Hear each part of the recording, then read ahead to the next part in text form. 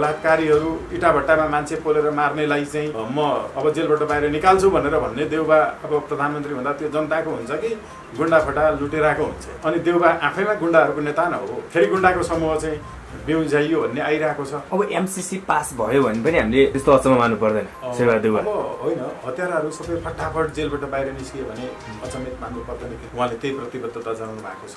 गुण्डाहरूको, फडाहरूको, भ्रष्टाचारीहरूको पुरा चाहिँ तपाईँको बलवटर अगाडि स्वागत गर्न जाने, गोप्यता भङ्ग गर्न आँटेको बेलामा चाहिँ त्यो भित्रको समूहको अर्को चाहिँ गुण्डा नाइकेले करेन्ट लगाएर मारेको देख्नु। एमसीसी पास भएर नेपालमा अमेरिकन सेना आएर तपाईँ हामीलाई गोली हालेर मार्न थाल्यो भने पनि आपत्ति कुनै पनि मतलब आश्चर्यचकित हुनुपर्ने स्थिति हुनै छैन, किनकि उहाँको प्रतिबद्धतै त्यही छ। नयाँ पुस्ता भने पनि बुवासोको नयाँ पुस्ता बुवासो नै हुन्छ। राष्ट्रपति भए पनि तिमीले संविधान चाहिँ तोडमोड गर्यौ भने तिमीलाई नियन्त्रणमा चाहिँ कानुनको व्याख्या गरेर फेरि सुधार गर भनेर भन्न सक्ने न्यायालय चाहिँ छ है भन्ने एउटा स्थापित भएको छ। राष्ट्रपतिले पनि यसरी संविधानको पटक पटक उल्लङ्घन गरेकोमा पदमा बसिरहन चाहिँ औचित्य छैन भन्ने फैसलाले बोलेको छ। विदेशीलाई नागरिकता दिनेहरूकै सत्तारूढ हो, फेरि पनि एमसीसी पास गराउन प्रयत्न गर्नेहरूकै सत्तारूढ हो, कसले आउन दिन्छ र भनेर देउबाको उठे जवाब जो हुन्छ त्यो जवाबमा उहाँ स्वयंले नै आफ्नो पार्टीको सम्मतिमा नेपालले गर्नुपर्ने विकास परियोजनालाई इन्डियासँग सोधेर उसको सम्मतिमा मात्रै प्रस्तुत गर्नुपर्ने भन्ने कुरामा सहमति जनाइसकेपछि आउन कसले दिन्छ र भन्नुको के अर्थ रहन्छ। हिजो ओलीले जे काम गर्नुभयो र त्यसको विरोध देउबाले गर्नुभयो, अब देउबा सत्तारोहणपछि ओलीले जे गर्नुभएको थियो त्यही गर्ने। उनीहरूको नालायकीपन अदालती तन्त्रको उदयको चाहिँ बिन्दु। लोकतन्त्रमा पद तथा गोपनीयताको शपथ ग्रहण हुँदैन। शपथ ग्रहण गोपनीयताको होइन, पारदर्शिताको हुनुपर्छ। जम्मा जम्मी शपथ ग्रहण पद तथा गोपनीयताको भएपछि पद जोगाउन गोप्य रूपमा विदेशी एजेन्टहरूलाई ओलीले चाहिँ राति राति भेटे जस्तो भेट्ने, षड्यन्त्र गर्ने, त्यही गोपनीयता र पदको शपथ ग्रहण हो जम्मामा। त्यस कारण यो शपथ ग्रहणको यस्तो केही अर्थ छैन। यस्ता शपथ ग्रहण यो व्यवस्थाको विकल्प खोज्न अब तपाईँ हामी सबैले बुझिसक्यौँ। आज हामीसँग कुराकानी गर्नको लागि अधिवक्ता स्वागत नेपाल हुनुहुन्छ। नमस्कार, स्वागत छ। रोशनजी नमस्कार। अहिले शेरबहादुर देउवा प्रधानमन्त्री भए नि, 5औं पटक प्रधानमन्त्री हुँदा उनलाई ज्योतिषीले त 7औं पटक प्रधानमन्त्री हुन्छन् भनेका छन् रे। आज 5औं पटक प्रधानमन्त्रीको शपथ हिजो साँझ मात्रै लिएका छन्। देशभरि खुसियालीका साथ दीपावली मनाइएको छ। दीप प्रज्वलन गर्ने कार्यक्रमहरूदेखि लिएर उहाँलाई बधाई दिनको लागि अमेरिकी राजदूतदेखि लिएर धेरैले भेट्न पुगे। अब केपी शर्मा ओलीले बेठी गरे, तानाशाही भए जसरी भनिरहेका थिए, अब प्रधानमन्त्री केपी शर्मा शेरबहादुर देउवा आइसके पछाडि हामीले केही आशाका बिन्दुहरू भेटाउन सक्छौँ? एउटा विदेशी एजेन्ट चाहिँ सत्ता बाहिर गएर अर्को विदेशी एजेन्ट चाहिँ सत्तामा भित्रिएको मात्रै हो। तर चोरहरूको पनि पाकेटमारहरूको पनि आफ्नो धेरै कडा एउटा अनुशासन र नियम हुन्छ। कोही एकजना पक्राउ परिहाल्यो भने अरू पाकेट मार्ने साथीहरूको नाम लिँदैनन्, उनीहरूसँग त्यस्तो इमान्दारी हुन्छ र बचाउँछन् साथीहरूलाई। त्यहाँभित्र पनि इमान्दारी हुन्छ। त्यसैले यो लुटतन्त्र जो संसदीय व्यवस्थाको संविधान थियो, त्यो संविधानभित्र पनि आफ्नै लुटतन्त्रको इमान्दारी र त्यसका नियमहरू छन्। हो त्यही संविधान जो हामी मान्दैनौँ, तर यो संविधान जारी रहेका बखत तिमी आफैले बनाएको त मानिदेऊ न मात्रै हामीले भन्दै आएका थियौँ। र लुटतन्त्रको नियम अन्तर्गत घुमिफिरी फेरि एउटाले लुट्ने र जनतालाई चाहिँ कहिले एउटाको पक्षमा विजय जुलुस मनाउने, एकछिन निराश हुने, मिडियाका हेडलाइनहरूमा एकछिन रोमाञ्चित हुने, फेरि पनि त्यही निराशाजनक गर्तमा फस्ने, यो नियमित आकस्मिकता जो हो संसदीय व्यवस्थाको, त्यो मात्रै अहिले भइरहेको छ। त्यो भएको हुनाले आशाका किरणहरू भनेको एउटै मात्रै कुरा हो कि संविधान जे जस्तो छ, लुटेराहरूको पनि आफ्नो नियम बनाइएको, त्यो नियममा चाहिँ फेरि पनि आएको छ। किनकि कथित लोकतन्त्र पनि केवल विचार मात्रै होइन, त्यो प्रक्रिया पनि हो। फेरि पनि यिनीहरूको प्रतिस्पर्धा चुनाव कसले गराउने भन्ने मात्रै न हो, फेरि पनि यिनीहरूको प्रतिस्पर्धा एमसिसी कसले पास गराएर विदेशीलाई बढी खुसी बनाउने भन्ने मात्रै नहो, अब फेरि पनि अहिले ओलीको जस्तै विदेशीलाई नागरिकता दिनेहरूकै सत्तारोहण हो, फेरि पनि एमसिसी पास गराउन प्रयत्न गर्नेहरूकै सत्तारोहण हो, फेरि पनि सरकारमा गएर चुनावका लागि खर्च बटुल्ने नै मात्रै व्यवस्था हो। त्यो भएको हुनाले केही फरक छैन। तर पनि यति मानौँ कि लुटेराहरूले बनाएको, जनताको पाकेटमारहरूले बनाएको आफ्नो नियम चाहिँ यिनीहरूले सङ्गतिमा ल्याएका छन् अदालतको आदेशबाट। हामीले यसअघि संवाद गरेको केही समय पछाडि शेरबहादुर देउवालाई पत्रकार सम्मेलनमा सोधेको थियो, एमसिसी पास भयो भने अमेरिकी सेना आउँछन् रे भन्दा कसले आउन दिन्छ टाइपको भन्नुभएको थियो। देश विकास हुन्छ भनिरहनुहुन्छ नि उहाँहरू त। अमेरिकी राजदूत पनि हिजो बधाई दिन पुग्नु भयो सबैभन्दा पहिला। ठिक छ, यी बधाई विज्ञापनहरूले जनताका आँसुहरू पुस्न पाए राम्रो हुन्थ्यो।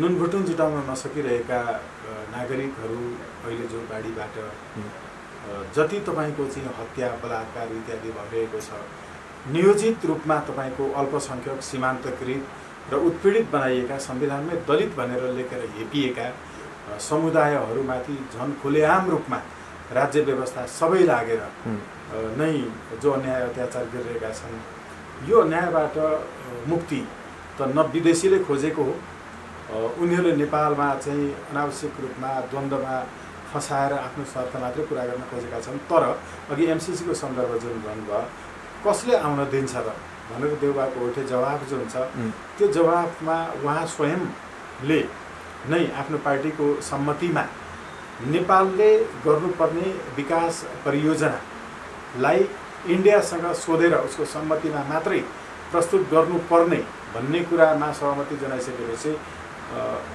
आउन कसले दिन्छ र भन्नुको के अर्थ रहन्छ? त्यो त सबैले बुझ्ने कुरा हो। त्यो भएको हुनाले फेरि अर्को कुरा चाहिँ एमसिसी को कुनै पनि स्टाफले मात्रै पनि नेपालमा कसैको हत्या गर्यो, गोली हानेर देउबाजीलाई नै मार्यो भने पनि नेपालमा मुद्दा चल्न नसक्ने भन्ने कुरा त उहाँहरू स्वयंले लेख्नु भएको छ, त्यसमा उहाँहरूले सहमति जनाउनु भएको छ। यति भइसकेपछि अनि कसले आउन दिन्छ र? यो प्रश्नको केही अर्थ छ र? उहाँले जवाफमा दिनुभएको प्रश्नात्मक अभिव्यक्ति जुन छ त्यसको कुनै पनि अर्थ छैन, सबैले बुझ्न सक्छ। जस्तो तपाईँले चाहिँ एउटा प्रधानमन्त्री गएर अर्को प्रधानमन्त्री भनेको त्यो विदेशीको एजेन्ट, एउटा एजेन्ट गयो अर्को एजेन्ट आयो भनिरहँदाखेरि आज मात्रै भारतका विभिन्न अखबारहरूले नेपाली काङ्ग्रेस र देउवा चाहिँ भारतको खास गरी निकट सम्बन्ध छ भनेर सम्पादकीयहरू छापिँदा यसले के सङ्केत दिन्छ? योभन्दा अगाडि पनि ओलीलाई चाहिँ भर्सक हटाउन नचाहेको अभिव्यक्ति इन्डियन संस्थापनहरूबाट, लेखकहरूबाट, विश्लेषकहरूबाट आएकै थियो र नेपालमा को चाहिँ त्यस्तो छ जो अब देउबा इन्डियाले रुचाएको मान्छे होइन, कसैले भनेकै छैन नि, होइन र उहाँले गर्नुभएको दाबीदारी त्यही नै हो। पहिलोपटक उहाँले चाहिँ यो संसद विघटन गर्दा उहाँको पार्टीको केन्द्रीय समितिले भनेर गर्नुभएको थिएन, उहाँको पार्टीको संसदीय दलले भनेर पनि गर्नुभएको थिएन, उहाँको त्यो जुन काम थियो त्यो कामलाई संसदले चाहिँ सम्मति दिएर पनि गर्नुभएको थिएन। त्यसो हो भने प्रधानमन्त्रीले संसदीय दलले भने बमोजिम गरेको होइन, आफ्नो केन्द्रीय कमिटीले भने बमोजिम गरेको होइन, संसदले भने बमोजिम गरेको होइन, कसले भने बमोजिम गरेको हो? विदेशीले भने बमोजिम गरेको हो, ओलीज्यूले पनि त्यही गर्नुभएको हो। त्यसो भएको हुनाले हिजो ओलीले जे काम गर्नुभयो र त्यसको विरोध देउबाले गर्नुभयो, अब देउबा सत्तारोहणपछि ओलीले जे गर्नुभएको थियो त्यही गर्ने हो र हिजो जे भनेर विरोध गर्नुहुन्थ्यो देउबाज्यूहरू, प्रचण्डज्यूहरू, अब त्यही भनेर विरोध फेरि ओलीज्यूहरूले गर्ने हो।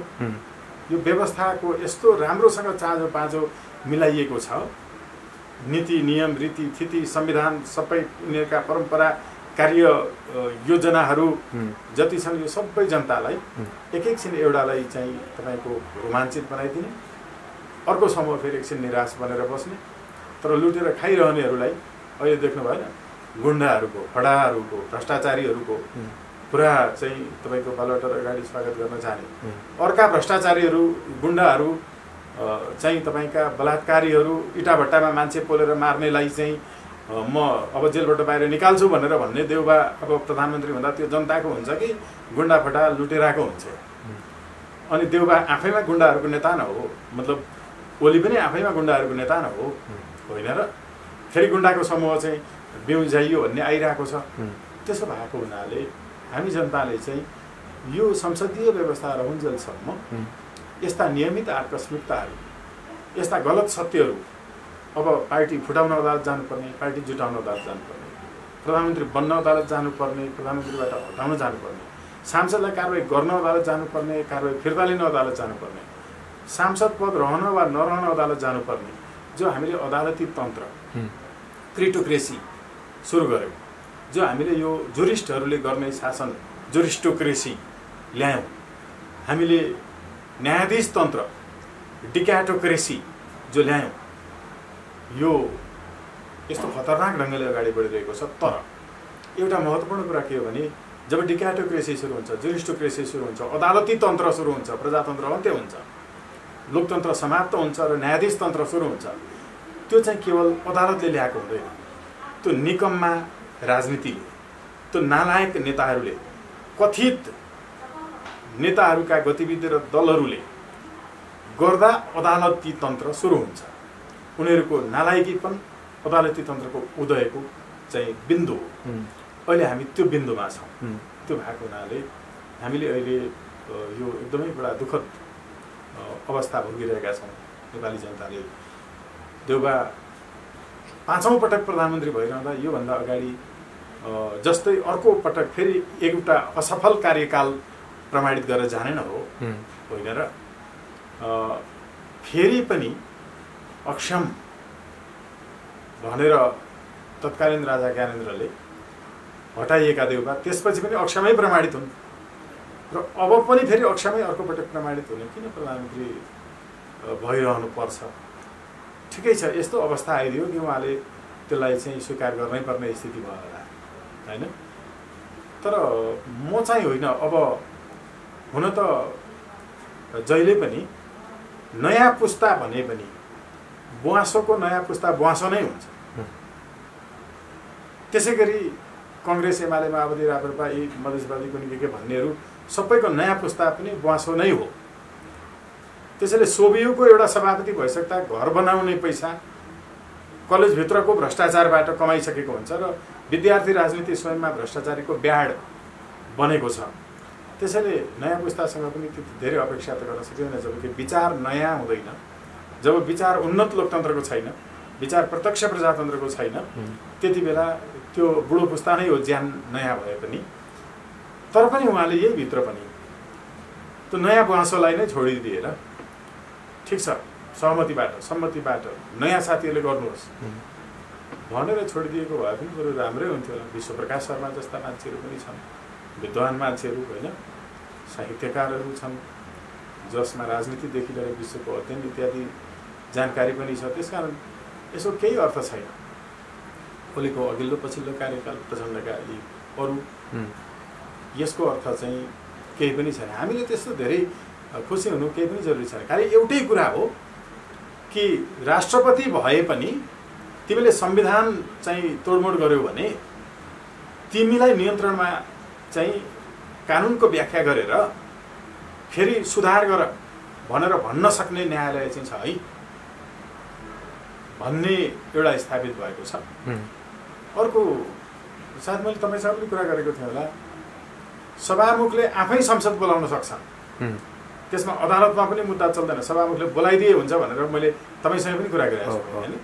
त्यति बेला मलाई तपाईँ लगायत अरू धेरै साथीहरूको च्यानलहरूमा कमेन्ट मान्छेहरूले गर्दाखेरि चाहिँ यो कहाँ कानुन पढेको मान्छे आयो होइन, यसलाई थाहै रहेछ भन्ने हिसाबदेखि लिएर मलाई विभिन्न सुन्नै नसकिने गालीहरू गर्नुभएको थियो।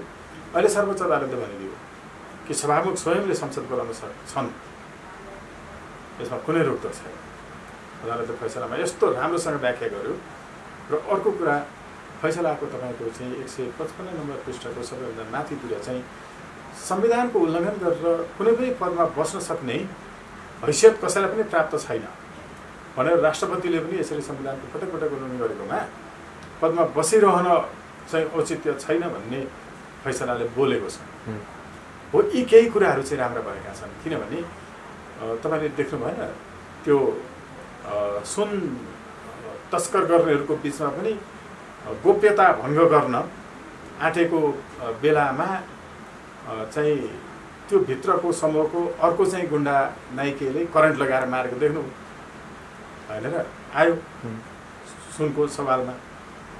अब त्यहाँभित्र प्रतिबद्धताको, त्यहाँभित्र गोपनीयताको, त्यहाँभित्र साथीहरू बिचमा विश्वासको कसम त खाइएको हुन्छ नि।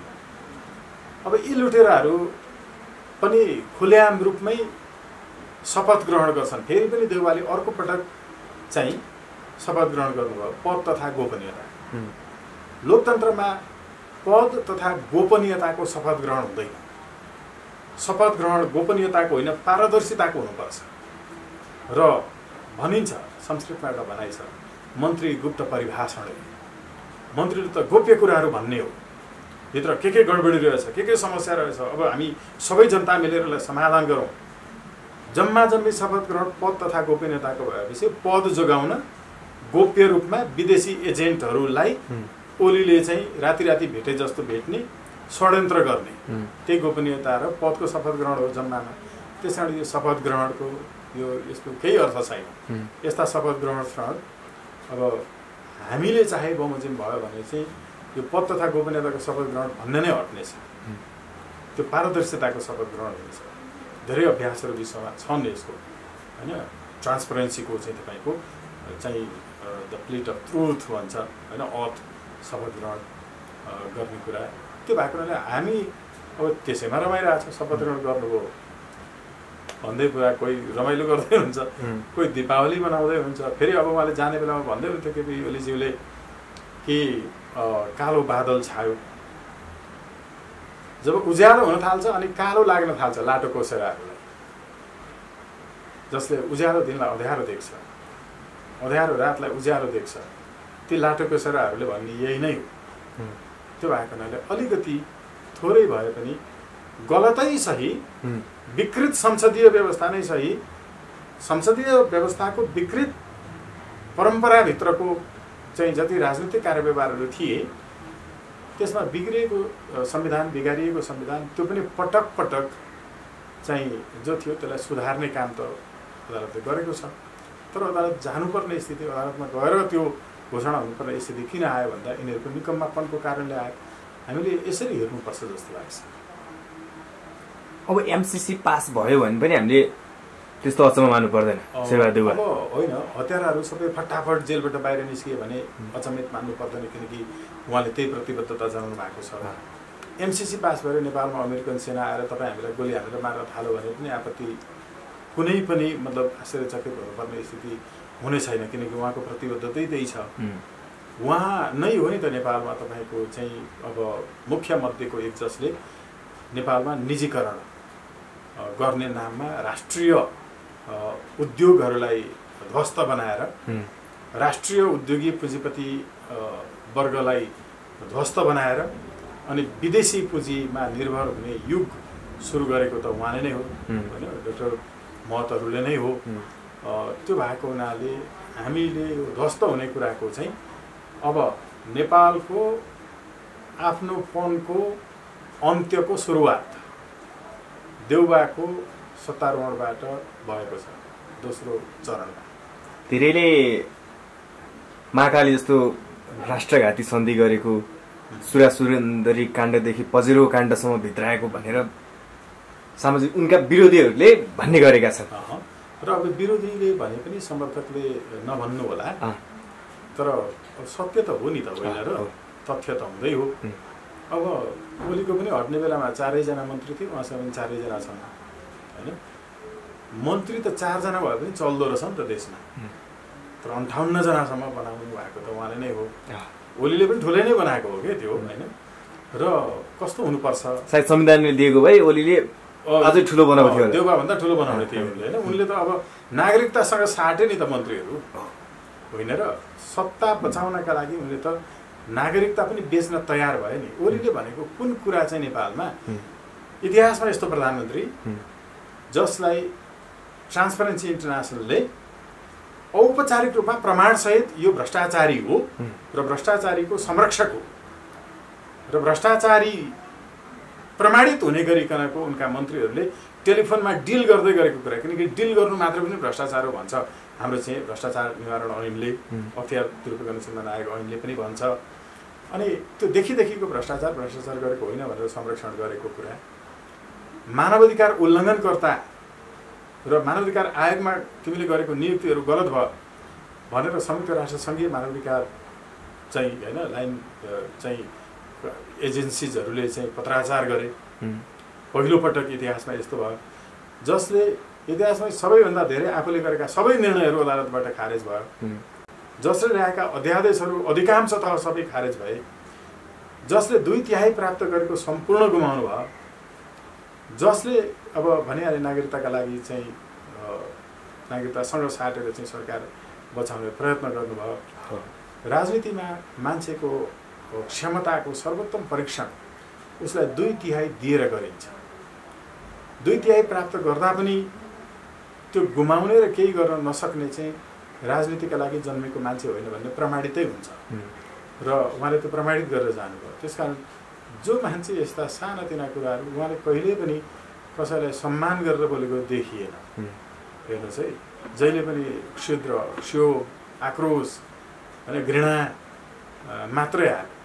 अब विरोध गर्नु चाहिँ फेरि तुलनात्मक अध्ययन गर्नु चाहिँ फेरि समानता र फरक छुट्याउनु चाहिँ फेरि त्यो चाहिँ प्रगतिकै मार्ग हो।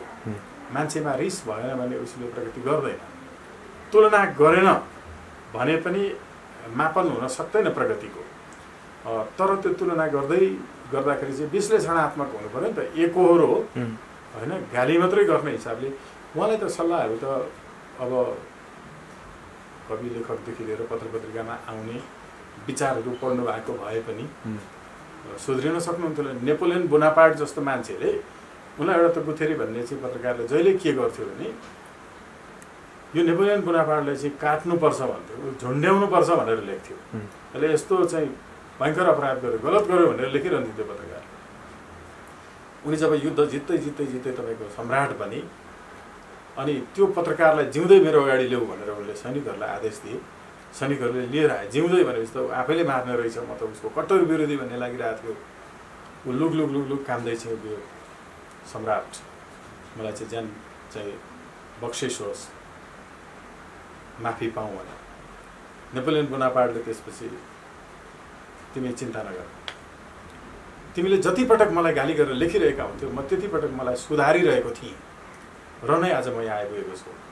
त्यसो भएको हुनाले आजदेखि तिमी मेरो प्रेस सल्लाहकार हो भनेर उसलाई प्रेस सल्लाहकार बनाएका थिए नेपोलियन बोनापार्टले। त्यस्तो हुन्छ र तपाईँको चाहिँ आलोचना गर्नेका कुराहरू सुन्ने होइन। शासनमा पुगिसकेपछि सर्वोच्च कुर्सीमा पुगिसकेपछि त सबै आफ्ना सन्तान र छोराछोरी, चित्त नबुझाएका छोराछोरीले आफूलाई भनिरहेका छन् र त्यसबाट मैले केही चाहिँ होइन सुधार गर्नुपर्छ भन्ने उनले त्यत्तिकै भनेको होइन Napoleon बोनापार्टले। 4 journals in opposition are more frightening than 4,000 of violets भन्ने होइन।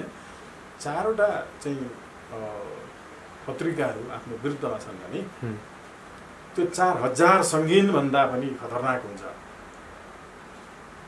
कोहीले त्यो बुझ्न सकेन प्रेसलाई कसरी निमट्न खोजेका थिए। यसबाट शिक्षा लिनुपर्छ होइन सबैले। तर हामीले देउबा आयो भन्दैमा त्यो खुसी मनाउने के गर्ने यसको जरुरी चाहिँ छैन। यिनीहरू बेग्ला बेग्लै नाम गरेका एउटै मान्छेहरू हुन्, यिनको नाम बेग्ला बेग्लै भएको दल पनि एउटै हो। त्यो भएको हुनाले हामीले चाहिँ उन्नत लोकतन्त्रका लागि प्रत्यक्ष जनताबाट चुनिने, सांसदले सरकार बनाउन र ढाल्न नसक्ने, कतिपय देशमा यस्तो व्यवस्था के छ भने चुनाव गर्ने कुरा सबैभन्दा अन्तिम विकल्पमा राखिन्छ। राष्ट्रपति मर्यो भने पनि अर्को चुनाव हुँदैन, छानिँदैन, उपराष्ट्रपतिले चलाउँछ। उपराष्ट्रपति मर्यो भने पनि तेस्रो वरियताकोले चलाउँछ। त्यो मर्यो भने चौथो गर्दै गर्दै 5औं 14 जना मर्यो भने मात्रै अनि अर्को निर्वाचन हुन्छ। यस्तो व्यवस्था गर्ने धेरै देशहरू छ। अमेरिकनहरूले नै त्यही गरेका छन् हेर्नु। अब हामीले त त्यसरी पो जानु पर्थ्यो त एकचोटि चाहिँ तपाईँको निर्वाचन भइसकेपछि भने। यत्रो धेरै चुनावका लागि खर्च गरेको चाहिँ नदेख्ने अनि एमसिसी ल्याएर विकास हुन्छ अरे। चुनावको बजेटभन्दा डबल बजेट चाहिँ तपाईँको चुनावमा अस्ति देख्नु भएन होइन, निर्वाचन आयोगले माग गरेको त्यो चाहिँ तपाईँको चाहिँ फुर्मास गर्ने आफूसँग भएको अब नभएको पैसा चाहिँ मागेर लिएर आएर विकास हुन्छ भन्ने कुरा यो दरिद्र मानसिकताको चाहिँ तपाईँको परिणाम हो त्यो अभिव्यक्ति चाहिँ। अब केही होला देशमा परिवर्तनका बाटाहरू केही देखिँदैछन् भन्ने छ? परिवर्तनको बाटाहरू देखिँदैछन्।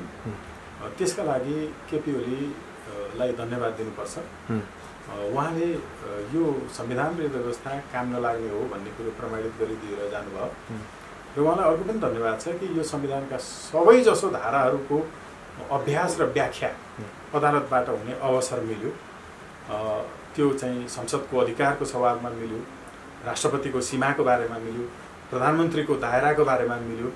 त्यो भएको हुनाले संविधानको व्याख्या गर्नका लागि उनले गरेका गलत कार्यहरू सहयोगी बने र उनले जे जति कामहरू गरे त्यो कामले गर्दाखेरि चाहिँ यतिसम्म झुठो बोल्नु हुन्न रहेछ भनेर नेपालका बालबालिकाहरूले शिक्षा प्राप्त गर्छन्। उनको विषयमा त पाठ्यक्रममा विद्यार्थीहरूले बालबालिकाले पढ्ने किताबमा एउटा पाठ बेग्लै लेखिनुपर्छ। त्यो के हो भने यति धेरै चाहिँ ढाँट्नु हुँदैन रहेछ, अति ढाँट्यो भने चाहिँ अवसान हुँदो रहेछ भन्ने शिक्षा प्राप्त गर्ने नैतिक शिक्षामा चाहिँ लेखिनुपर्छ। उनले 1 घन्टा अगाडि मात्रै संसदले मलाई विश्वास गर्दैन भनेर पत्रकार सम्मेलन गरेर भनेका थिए। तुरुन्तै त्यहीँबाट दौडेर गएर मलाई त संसदले विश्वास गर्छ भनेर लेखेर राष्ट्रपतिलाई दिए। यति धेरै झुटो सबैका आँखा अगाडि देखिँदै फेरि उनी नै प्रधानमन्त्री भएका भए त असत्यले जित्ने रहेछ भन्ने स्थापित हुन्थ्यो। तर असत्यले चाहिँ पद ठुलोमा पुगेर पनि मान्छेलाई गिराउँछ। त्यस कारण केपी ओली जतिको झुटो बोल्ने जीवनमा नहुनु भन्ने शिक्षा बालबालिकाहरूले प्राप्त गरेका छन्। यी उपलब्धिहरू छन् र यो चाहिँ राम्रो कुरा भएको छ। यो सबै कारणले यो व्यवस्थाको विकल्प खोज्न अब तपाईँ हामी सबैले बुझिसक्यौँ, बुझाउन पनि सजिलो भयो कि उन्नत लोकतन्त्रको बाटोमा लाग्नै पर्छ, प्रत्यक्ष प्रजातन्त्रको बाटोमा लाग्नै पर्छ। अबको विकल्प त्यो मात्रै हो। त्यो भनेको चाहिँ शान्तिपूर्ण बाटो हो। त्यसरी जाँदा त्यो ओलीलाई पनि चाहिएको त्यही हो। उनले भन्थे नि हैन, सांसदले सरकार ढलाउने भएको हुनाले मलाई समस्या पर्यो भनेर नढलाउने व्यवस्था ल्याउँ। तर गलत गर्यो भने जनताले रिकल गर्ने, जनताले फिर्ता बोलाउन पाउने, अब यो भन्दाखेरि लामो हुन्छ फेरि, त्यो व्यवस्था चाहिँ अबको बाटो हो भन्ने प्रमाणित भएको छ। त्यसकारण आशाको किरण यतातर्फ देखिएको छ। हस्, यहाँको महत्त्वपूर्ण समय विचारको लागि धन्यवाद। आभार व्यक्त गर्छु।